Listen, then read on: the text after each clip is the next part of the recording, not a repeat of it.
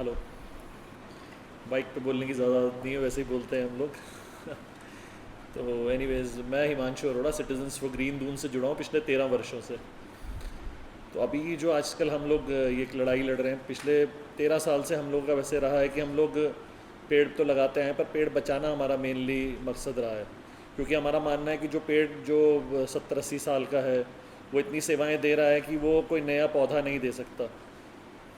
वैसे भी हमने कॉम्पनसेटरी एफोरेस्टेशन के आंकड़े प्राप्त किए आरटीआई के द्वारा, तो हमें पता चला कि 10 से 15% पेड़ जो लगाए जाते हैं वही सरवाइव करते हैं और बाकी सारे पेड़ मर जाते हैं।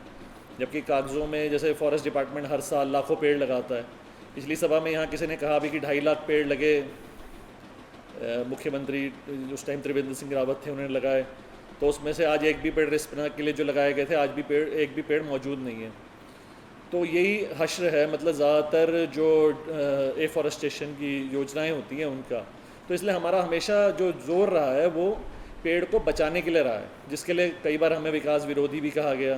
तो हमारा विरोध विकास के लिए नहीं है, इस मॉडल ऑफ डेवलपमेंट के लिए हमारा विरोध है, जिसमें जो ऊंची ऊंची इमारतों को और चौड़ी सड़कों को ही विकास का मापदंड बता दिया, ये समझा दिया गया लोगों को कि ये ऊंची सड़क चौड़ी सड़कें बनेंगी तो यही विकास है आपका।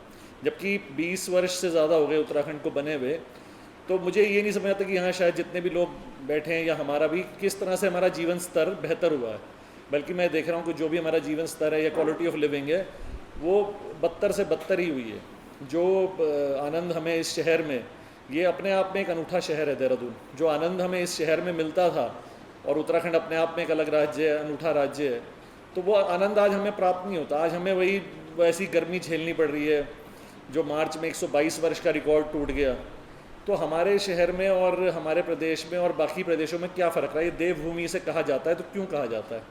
बार बार ये रोना रोया जाता है कि 70% भूभाग है इसका वन, पर 70% भूभाग है तो इसका मतलब है कि हम इसे लुटा दें। तो इसी के लिए हमारा विरोध रहा है। और अभी हम लोग पहले 4 धाम के लिए भी हमने विरोध भी किया और याचिका भी दायर की, सुप्रीम कोर्ट में भी गए, हम एनजीटी में भी गए। बाद में समिति में हेमंत ध्यानी जी और रवि चोपड़ा जी ने बहुत ही बेहतरीन कार्य किया, बहुत सारे साइंटिफिक फैक्ट्स ये कोर्ट के आगे लाए, पर अंत में उसमें 10 मीटर की सड़क मंजूर की गई, जिससे आज विनाश हम जो है पहाड़ पे देख रहे हैं कि क्या विनाश हो रहा है। उसकी वजह से कितने लैंडस्लाइड कितनी जाने जा रही हैं।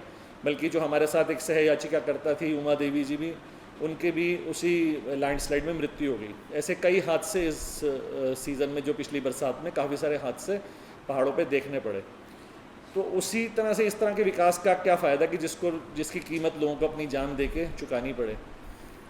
प्रदूषण में हमारा शहर जो है विश्व में 30 शहरों में अब आज अपनी उपस्थिति दर्ज करा चुका है, और हिंदुस्तान में शायद प्रथम 10 शहरों में हमारा शहर, जो एक मतलब बेहतरीन स्थान माना जाता है रहने के लिए, वो आज सबसे 10 प्रदूषित शहरों में उसका नाम शुमार हो गया।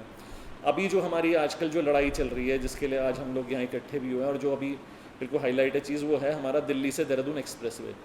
तो एक ये नैरेटिव ये दिया जा रहा है कि 2.5 घंटे में हम दूरी तय कर लेंगे।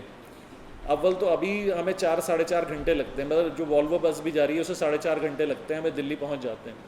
हमें इतना वक्त बचाना क्यों है? हम क्या करना चाहते हैं और किस कीमत पे हम वो वक्त बचाना चाहते हैं? मतलब 11,000 पेड़ काट के वक्त बचेगा, वो भी 2.5 घंटे। तो वैसे भी जो ये वाला इलाका है, जो मोहंड का इलाका है, उसमें हमारे से 15 मिनट बचेंगे। तो उस 15 मिनट को बचाने के लिए क्या 11,000 पेड़ों की बलि देना सही है?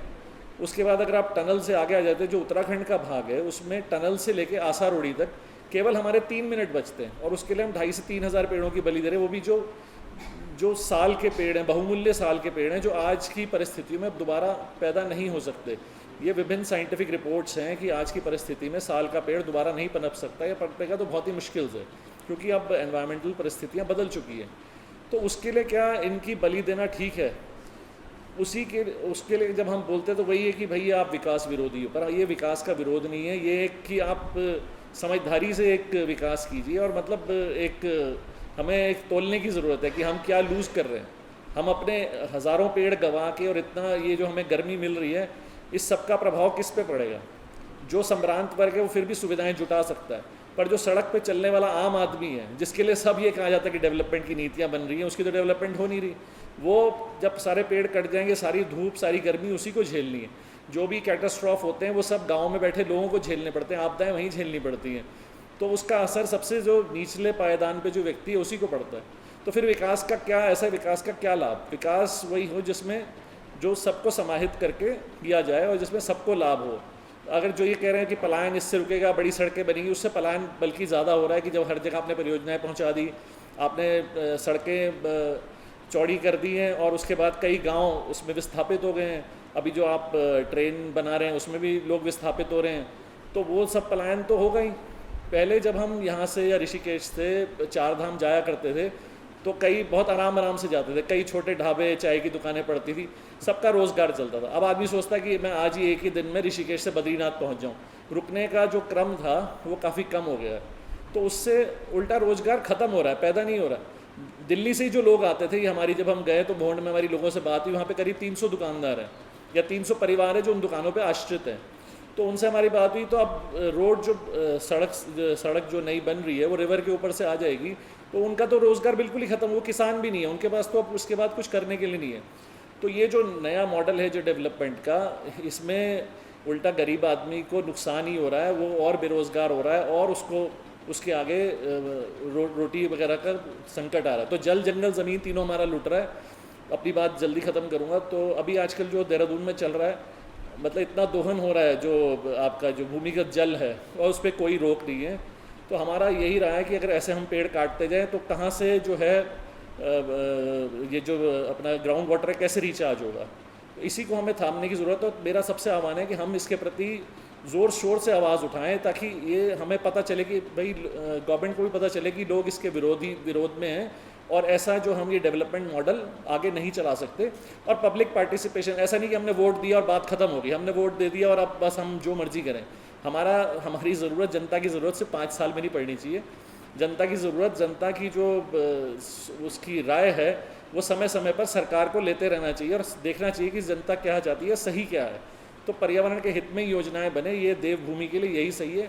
जो प्लेन्स का मॉडल है, वो प्लेन्स का मॉडल इस पहाड़ में नहीं चल सकता, नहीं तो उसके आगे विनाशी, और ये सब हमारे आने वाली जनरेशन्स को, हमारे बच्चों को, हमारे उनके आने वाली जनरेशन्स को झेलना पड़ेगा। तो मेन हमारे अभियान का लक्ष्य यही है कि हम उनको इस एनवायरनमेंट कैटास्ट्रॉफ से बचा सकें, और जो ये गर्मी इतनी बढ़ गई है, जो भूस्खलन बढ़ रहे हैं, जो अतिवृष्टि बढ़ रही है, जो आपदाएं बढ़ रही हैं, उससे हम बचा सकें। मेरा यही कहना है आज। Thank you.